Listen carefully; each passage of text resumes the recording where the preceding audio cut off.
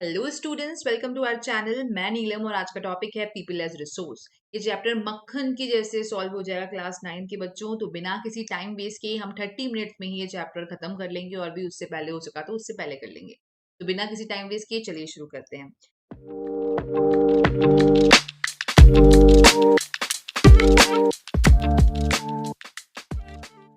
अब people as resource होता क्या है, पहले ये देखेंगे।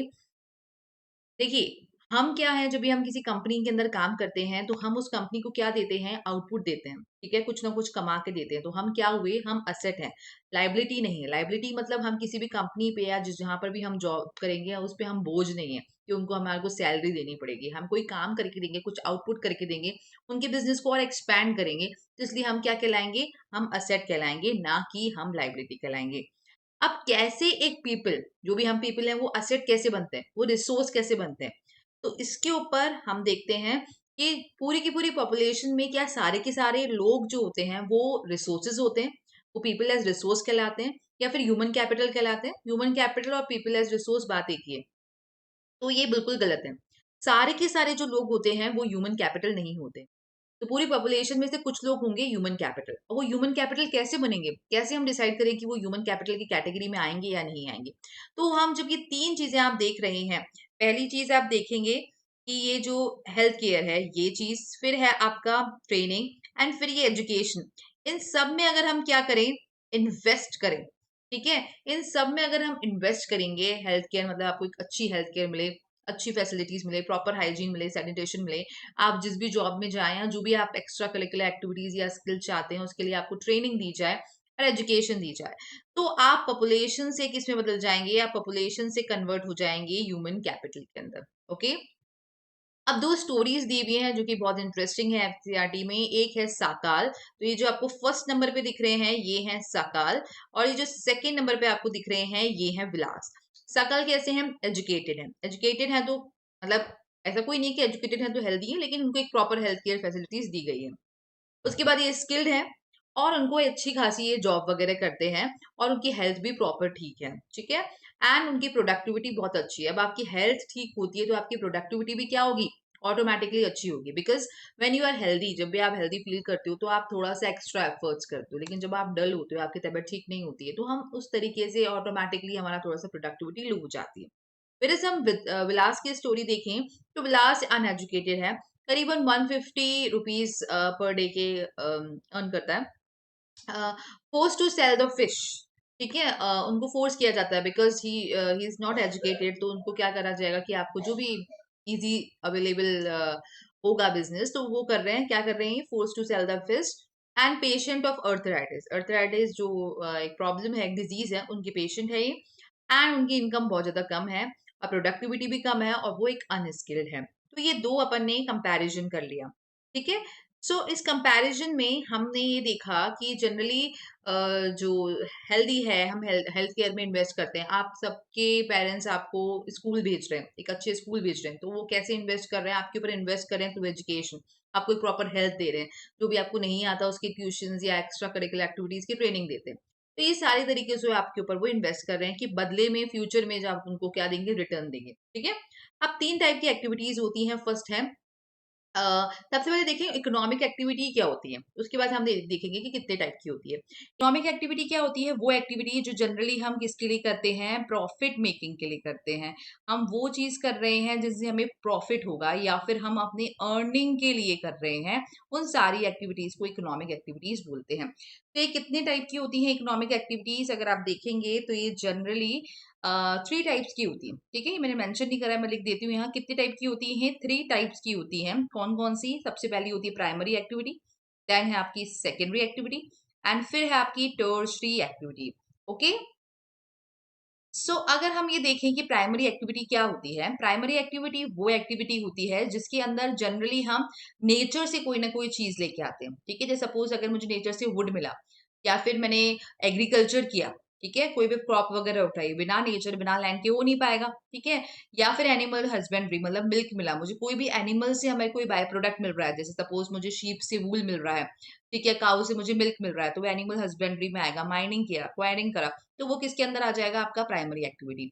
सेकेंड एक्टिविटी होती है आपकी सेकेंडरी एक्टिविटीज। सेकेंडरी एक्टिविटीज वो एक्टिविटी होती है जो अपन नेचर से जो मिला उसको अपन फैक्ट्रीज में जाके किस में कन्वर्ट कर लेते हैं, फिनिश्ड प्रोडक्ट में कन्वर्ट कर लेते हैं। फॉर एग्जाम्पल मैंने मिल्क से पनीर बना लिया, ठीक है, या फिर मैंने मिल्क से या फिर कोई कोई और चीज बना ली, ठीक है, या फिर वुड से मैंने फर्नीचर बना लिया। तो इसको अपन क्या बोलते हैं, सेकेंडरी एक्टिविटी बोलेंगे। सेकेंडरी एक्टिविटी का एक और नेम क्या है, इंडस्ट्रियल एक्टिविटी। प्राइमरी एक्टिविटी का एक और नाम क्या है, एग्रीकल्चर एंड रिलेटेड सेक्टर, ठीक है। तो सेकेंडरी एक्टिविटी का नेम याद कर लीजिए आप, इंडस्ट्रियल सेक्टर बोला जाता है क्योंकि सारी चीजें इंडस्ट्रीज में ही होती है। और इसका एग्जाम्पल है मैन्युफैक्चरिंग। अब आते हैं टर्शरी सेक्टर। टर्शरी सेक्टर वो सेक्टर होता है वो जो जनरली सपोर्ट देता है प्राइमरी एंड सेकेंडरी को। ये कोई प्रोडक्ट नहीं बनाता, इसमें कोई विजिबल चीज आपको दिखेगी नहीं। जैसे मैं आपको अभी पढ़ा रही हूँ तो it is not visible, right, you can not touch but you can feel it. तो जनरली जो सर्विसेज होती हैं वो टर्शरी सेक्टर में आती है। जैसे कम्युनिकेशन, आप किसी से फोन पे बात करते हो तो वो टर्शरी सेक्टर में आएगा।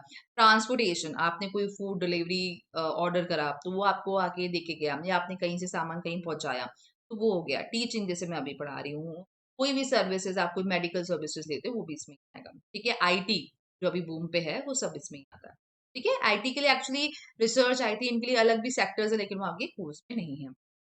अब हम बात करते हैं मार्केट एक्टिविटीज क्या होती है। मार्केट एक्टिविटीज वो एक्टिविटीज होती है जनरली जो अपन ने किसी ना किसी चीज को बेचने के लिए किया, ठीक है, कोई ना कोई बेच रहे हैं अगर, और एक और चीज है कि हम वही प्रॉफिट मेकिंग के लिए कर रहे हैं, ठीक है। तो इकोनॉमिक एक्टिविटी ही होती है, जनरली हम प्रॉफिट मेकिंग के लिए कर रहे हैं और हम इसको आगे चल के मार्केट में बेचने वाले हैं, ठीक है। जैसे आप देख सकते हो पिक्चर में भी कोई वेजिटेबल सेलर है, वेजिटेबल सेल कर रहा है, ठीक है। एक होता है नॉन मार्केट एक्टिविटी, वो एक्टिविटीज जो जनरली अपन सेल्फ कंजप्शन के लिए कर रहे हैं, कि सपोज आपकी मदर आपको सुबह से लेकर रात तक सर्व कर रही है, तो ये कैसी एक्टिविटी है, नॉन मार्केट एक्टिविटी है, ठीक है।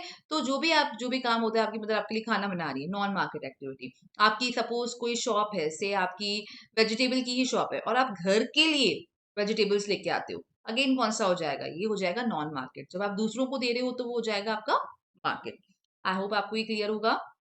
अब आते हैं why womens are paid less.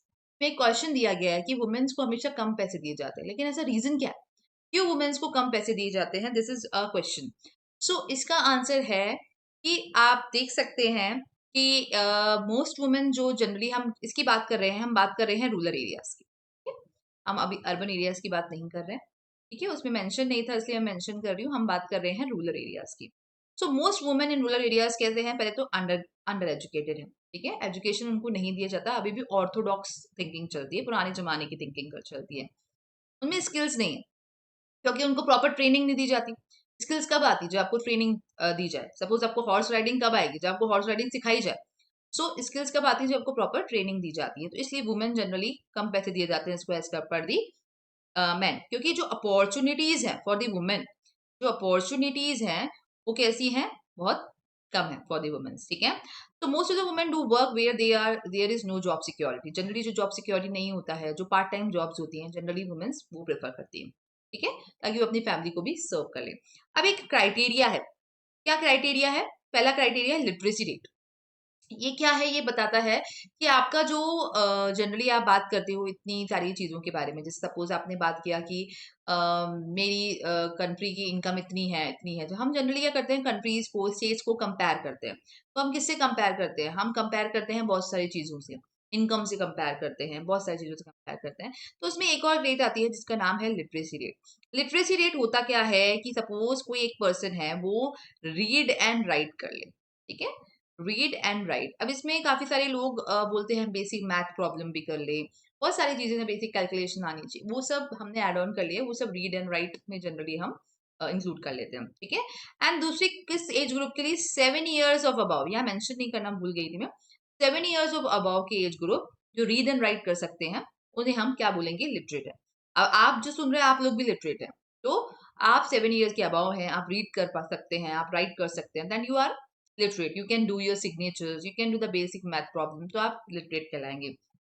So usually for the specific age group, country और जोग्राफिकल एरिया में अलग अलग होता है, ठीक है। अगर हमें कंपेयर करें डेटा तो 1995-51 के अंदर आप देखोगे तो जनरली जो वुमेन्स है, आप देखो ये जो येलो वाला आप देख रहे हैं ये वुमेन्स है, ठीक है, जो ब्लू वाला देख रहे हैं ये जनरली ओवरऑल एवरेज है, और ये रेड वाला मेल है। तो मेल ज्यादा लिटरेट है और फीमेल कम लिटरेट है। अभी भी ऐसा ही कुछ आपको देखने को मिलेगा 2001 में डेटा, ठीक है। 2011 का भी आप कंपेयर कर सकते हैं, ठीक है।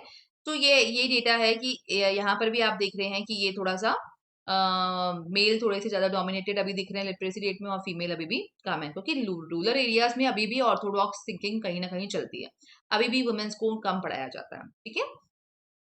सो एक और चीज देखते हैं कि ड्यू टू कांस्टेंट एफर्ट्स, अगर हम एफर्ट्स देखते जाएं तो लिटरेसी रेट थोड़ी सी बड़ी है। पहले 18% थी, लेकिन अभी लिटरेसी रेट है 70%, ठीक है। तो लिटरेसी रेट कितना है? 70%। अगर मैं चाइना की बात करूं, ठीक है, चाइना की बात करूं तो चाइना की लिटरेसी रेट है 99, 99 पॉइंट समथिंग, 73 और समथिंग लाइक दैट, ठीक है। तो इतना ज्यादा लिटरेसी रेट है यहाँ पे, हमारी कितनी है? 70%। लिटरेसी रेट अभी हमने देख लिया कि मेल्स में थोड़ा सा ज्यादा होता है, फीमेल्स में थोड़ा सा कम है, क्योंकि ऑर्थोडॉक्स थिंकिंग है, नहीं पढ़ाया जाता। सबसे हाईएस्ट लिटरेसी रेट किसकी है, किस स्टेट के, तो ध्यान रख लेना, केरला की है 90%। और सबसे लो किसकी है यहाँ मेंशन नहीं है, तो सबसे लो है उड़ीसा एंड बिहार। उड़ीसा एंड बिहार की, पहले नंबर पे बिहार है, यहाँ ऑलमोस्ट एक ही नंबर पे है, पर आप बिहार लिखिएगा अगर एक ही पूछता है तो, ठीक है। तो बिहार की सबसे लो लिटरेसी है, और सबसे हाईएस्ट है केरला की। अब कुछ ना कुछ गवर्नमेंट ने इनिशिएटिव्स करें। गवर्नमेंट भी क्या करती है? इनिशिएटिव करती है कि भाई हमारे यहाँ की जो लिटरेसी रेट कम है उसको बढ़ाया जाए। तो गवर्नमेंट ने क्या इनिशिएटिव लिए हैं? गवर्नमेंट ने चलाया है नवोदय विद्यालय। अब नवोदय विद्यालय का पूरा नाम होता है जवाहर नवोदय विद्यालय। ये एक रेसिडेंशियल स्कूल है। आपकी जनरली मेंटेलिटी होगी कि गवर्नमेंट स्कूल थोड़े से कम अच्छे होते हैं, लेकिन ये बहुत अच्छा स्कूल होते हैं। ये सीबीएसई से एफिलेटेड होते हैं, और ये इंग्लिश मीडियम स्कूल्स होते हैं, विथ 6 से लेके 12 तक की एजुकेशन ये प्रोवाइड करते हैं।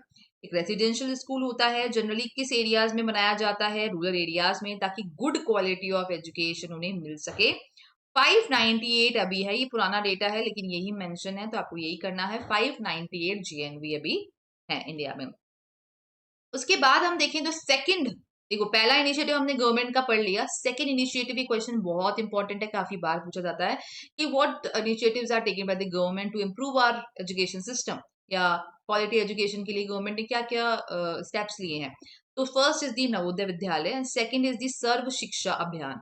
अब सर्व शिक्षा अभियान क्या होता है? An Indian government program aimed at the universalization, की मतलब पूरा का पूरा हर किसी को जरूरी है एलिमेंट्री एजुकेशन।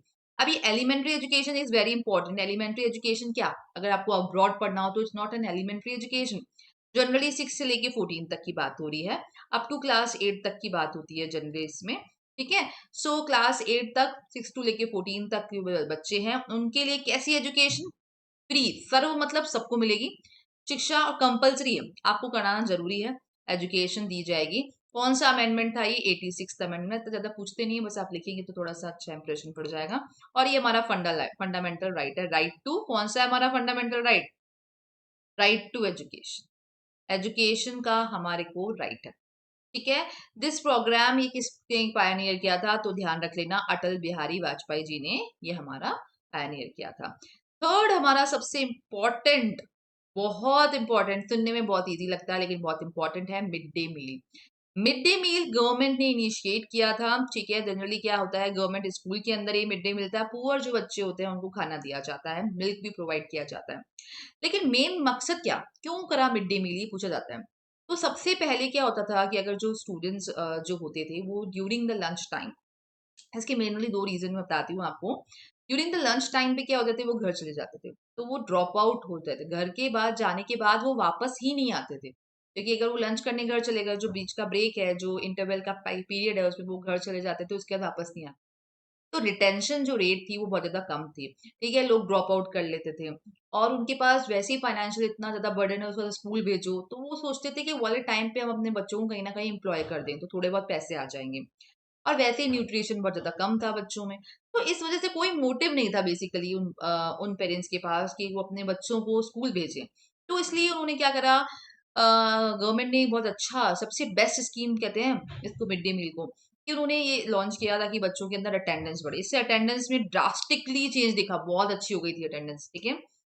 और रिटेंशन भी, लोग रहने लगे, मतलब स्कूल ड्रॉप आउट रेट थोड़ी कम हो गई, ठीक है। और न्यूट्रिशनल स्टेटस, इसको सपोज एक पेरेंट्स की नजरों से आप सोचिए, एक मदर की नजरों से सोचिए कि एटलीस्ट बच्चा, मतलब देखो वहां पर इतना ज्यादा एजुकेशन से रिलेटेड अवेयरनेस नहीं है, ठीक है। तो अवेयरनेस नहीं है तो उनको एजुकेशन मिल रही है, थोड़ा सा इतना ज्यादा बेनिफिट नहीं लगता है, लेकिन हाँ at least they are getting the lunch, they are getting the nutrition, ये उनके लिए बहुत बड़ी बात होती है। सो इसलिए इम्प्रूव देयर न्यूट्रिशनल स्टेटस, इसलिए उनका न्यूट्रिशनल स्टेटस भी बढ़ा और लिटरेसी रेट भी बढ़ी। तो इस वजह से पुअर जो फैमिलीज थे उनको जनरली अच्छा लगता था, वो अटेंडेंस जो थी वो इंक्रीज हुई। तो ये काफी अच्छा इनिशिएटिव था बाय दी गवर्नमेंट। अब कितने इंस्टीट्यूशन है हायर एजुकेशन एनरोलमेंट और फैकल्टी को लेके, तो हम 1950 में देखें तो 750 कॉलेजेस थे, नंबर ऑफ यूनिवर्सिटी 30 थी। इतना बड़ा डेटा आपको याद नहीं करना है, आपको थोड़ा अगर लेटेस्ट डेटा आपके पास अवेलेबल हो तो आप वो याद कर सकते हैं, वरना ये डेटा नहीं पूछा जाता। आपको बस पता होना चाहिए कि धीरे धीरे हम इंक्रीज हो रहे हैं, ठीक है। नंबर ऑफ स्टूडेंट्स भी बढ़े हैं, हमारे टीचर्स भी बढ़े हैं, अब 3 लाख टीचर्स हो गए, नंबर ऑफ स्टूडेंट्स इतने हो गए, यूनिवर्सिटी भी बढ़ गई और कॉलेजेस भी बढ़ गए। तो बेसिकली हम धीरे धीरे एजुकेशनल इंप्रूवमेंट की ओर जा रहे हैं, बस ये डेटा हमारे को यही बताता है, ठीक है। फिर हम आगे आते हैं हेल्थ सेक्टर पे। द गवर्नमेंट ने हेल्थ सेक्टर के अंदर क्या किया है, एक से सॉरी, वेट वेट, यस, तो गवर्नमेंट ने हेल्थ सेक्टर के लिए हमारे लिए किया है, प्राइमरी हेल्थ सेंटर्स लगाए हैं, पीएचसीज। जनरली कौन सी, रूरल नहीं है, ये रूरल है, ओके। रूरल पीपल्स के लिए जनरली मेडिकल फैसिलिटी प्रोवाइड करने के लिए उन्होंने हेल्थ सेंटर लगाए हैं। छोटे बहुत होते हैं छोटे से हेल्थ सेंटर्स, आपको दिख जाएंगे रूरल एरियाज में होते हैं, ताकि मतलब बेसिक प्रॉब्लम अगर किसी को आ रही है बहुत ही तो वहाँ पर इलाज होता है उसका, ठीक है।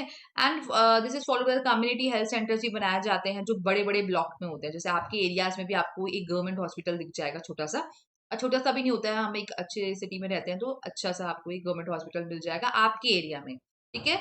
तो डिस्ट्रिक्ट हॉस्पिटल्स भी होते हैं जो एक बहुत बड़ा हॉस्पिटल होता है डिस्ट्रिक्ट वाइज, और उसमें सारे डिपार्टमेंट्स होते हैं और बहुत अच्छे लेवल पे काम करता है, और एक मेडिकल कॉलेजेस भी होते हैं। जनरली डिस्ट्रिक्ट हॉस्पिटल में मेडिकल कॉलेजेस भी आ जाते हैं। अब आते हैं गवर्नमेंट ने और क्या क्या किया है, तो ये वापस वही चीज मैंने थोड़े से अलग फॉर्म में लिख दी है, ठीक है। तो ये सारा का सारा काम मैं आपको समझा चुकी हूँ, यही सारा का सारा काम गवर्नमेंट ने किया है। पीएचसी करे हैं, तहसील में ब्लॉक लेवल्स पे भी हॉस्पिटल्स लगाए हैं, डिस्ट्रिक्ट लेवल पे भी हॉस्पिटल बनाए हैं और मेडिकल कॉलेजेस लगाए हैं। अब बात करते हैं अनएम्प्लॉयमेंट क्या होता है। This is the last topic and it is very very important. When a person is actively seeking a job, भाई कौन अनएम्प्लॉयमेंट है, सपोज अगर आपके कोई, जैसे आप लोग अभी आप पढ़ रहे हो, तो क्या आप अनएम्प्लॉयमेंट की कैटेगरी में आएंगे? तो आप अनएम्प्लॉयमेंट की कैटेगरी में नहीं आएंगे, बिकॉज आप जॉब सर्च ही नहीं कर रहे, पहली चीज। दूसरी चीज क्या है, आप डिपेंडेंट है। हम अनएम्प्लॉयमेंट की कैटेगरी में उसको लेके आते हैं जो बेचारा बच्चा, या फिर जो बेचारा पर्सन, नॉट बच्चा, तो जो बेचारा इंसान ढूंढ रहा है जॉब और उसको जॉब नहीं मिल रही, he is unable to get the job, तो वो हमारे लिए क्या हो जाएगा, वो हमारे लिए unemploy. If you are not searching, suppose हम कह रहे हैं कि किसी की जो मदर है वो हाउस वाइफ है, ही is not searching, sorry she is not searching for the job, अगर वो जॉब के लिए सर्च ही नहीं कर रही है, तो बेसिकली क्या वो अनएम्प्लॉयमेंट की कैटेगरी में आएंगे? नहीं आएंगे भाई। अगर सपोज किसी के घर में ग्रैंड मदर हैं, ग्रैंड फादर हैं, ठीक है, वो अभी जॉब नहीं कर रहे हैं, तो क्या वो अनएम्प्लॉयमेंट की कैटेगरी में आएंगे? जी नहीं, नहीं आएंगे वो अनएम्प्लॉयमेंट की कैटेगरी में।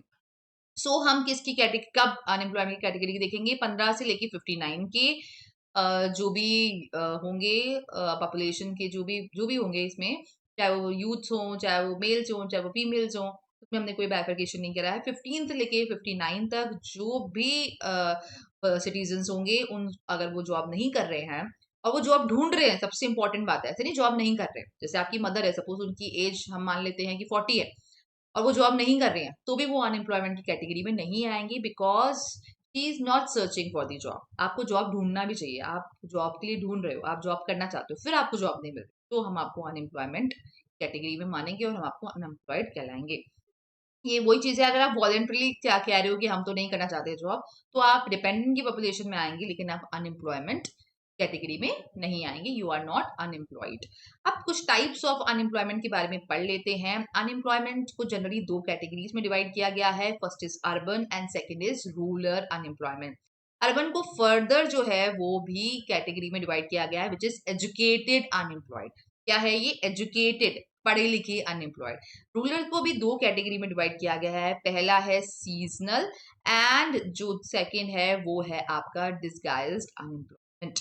अब क्या होता है, ऐसे रिलेटेड क्वेश्चंस आपको 100% देखने को मिलेगा, चाहे छोटा हो चाहे वो एमसीक्यू हो, किसी टाइप का क्वेश्चन आपको देखने को मिलेगा।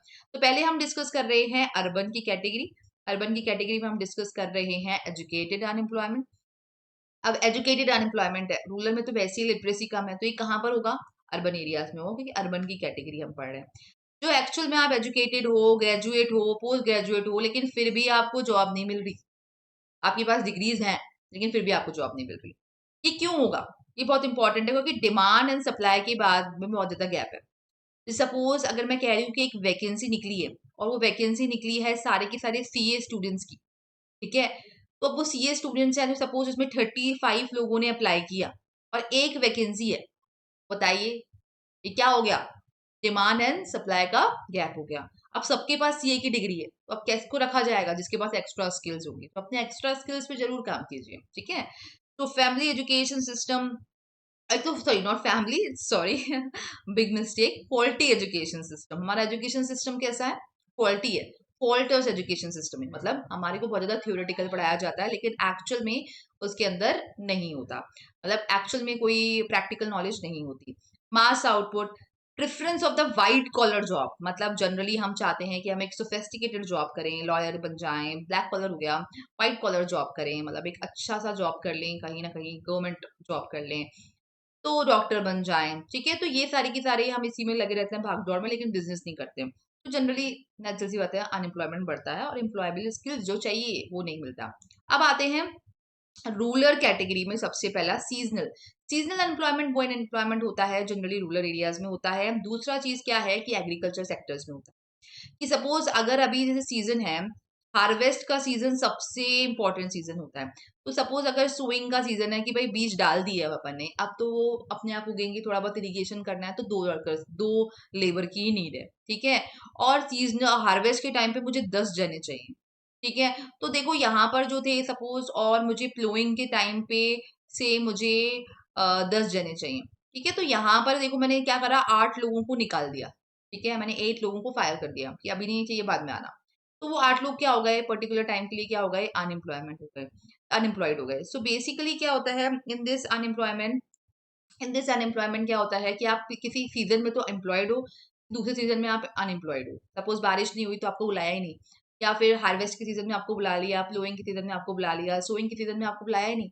तो बेसिकली अलग अलग सीजन की कैटेगरीज में आपको बुला रहे हैं और फिर नहीं बुला रहे, ठीक है? लास्ट है हमारा डिस्गायर्स। ये बहुत इंपॉर्टेंट है कि डिस्गायर्स को और क्या बोलते हैं? डिस्गायर्स को हिडन अनएम्प्लॉयमेंट भी बोलते हैं। हिडन क्यों बोलते हैं?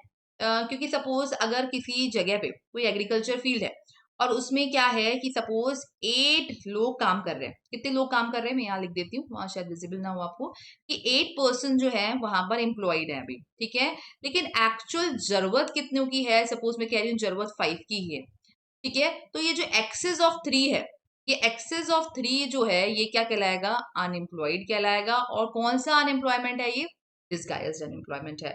तो द एक्स्ट्रा 3 पर्सन, ये जो एक्स्ट्रा 3 पर्सन होंगे, दे जनरली वो कॉन्ट्रीब्यूट नहीं कर रहे प्रोडक्टिविटी में, कि भाई 8 लोगों भी उतना ही कमा के दे रहे हैं और 5 लोग भी उतना ही कमा के दे रहे हैं। सपोज मैंने सैलरी डिवाइड कर ली है कि भाई मैं इतनी सैलरी दूंगा, तो वो 8 लोगों में डिस्ट्रीब्यूट हो या 5 लोगों में डिस्ट्रीब्यूट हो, डजेंट मैटर, ठीक है? तो इस वजह से वो जीडीपी में कोई भी कंट्रीब्यूशन नहीं कर पाते हैं, उसको बोलते हैं डिस्गाइज्ड अनएम्प्लॉयमेंट। अब अनएम्प्लॉयमेंट का क्या इफेक्ट हो रहा है? सबसे पहले तो wastage of man power, resource, हमारे रिसोर्सेज हैं वो वेस्ट होते जाते हैं। हमारी जो इकोनॉमी है उस पर बहुत ज्यादा बर्डन पड़ता है। जितने ज्यादा अनएम्प्लॉयमेंट होंगी उतनी कम इकोनॉमी होगी, उतना ज्यादा बर्डन पड़ेगा, उतना ज्यादा सरकार के ऊपर डेट पड़ेगा, ठीक है? लोन लेगी सरकार, ठीक है? अनएम्प्लॉयमेंट में भी इमोशनली ड्रेनिंग। सपोज अगर आप पहले काम करते हो और आपको अभी जॉब नहीं मिल रही है, तो सब लोग आपको बोलेंगे you are not doing anything, अरे अभी तक जॉब नहीं मिली क्या? तो ये जो होता है ना, ये जनरली इमोशनली बहुत ज्यादा वीक करता है उस पर्टिकुलर पर्सन को जो इस फेज से गुजर रहा है। आपने सुना होगा कोविड में काफी सारे लोगों की जॉब चली गई, तो it was very emotionally draining. Covid के टाइम पे डिप्रेशन रेट्स भी बहुत ज्यादा बढ़ गई थी, बिकॉज लोगों के पास जॉब नहीं था। और ये जनरली वो क्या बन जाएंगे? अभी मैंने बताया था, वो लाइबिलिटी बन जाएंगे। फिर हम उनको असेट बना रहे हैं, लेकिन आप अनएम्प्लॉयड हो गए तो आप क्या बन जाओगे? आप किसी और पे डिपेंडेंट हो जाओगे, तो आप क्या बन जाओगे? लाइबिलिटी बन जाओगे। हाई रेट ऑफ अनएम्प्लॉयमेंट में क्राइम रेट भी बहुत बढ़ जाता है। इसका एग्जाम्पल है कोविड में बहुत ज्यादा क्राइम रेट बढ़ गया था।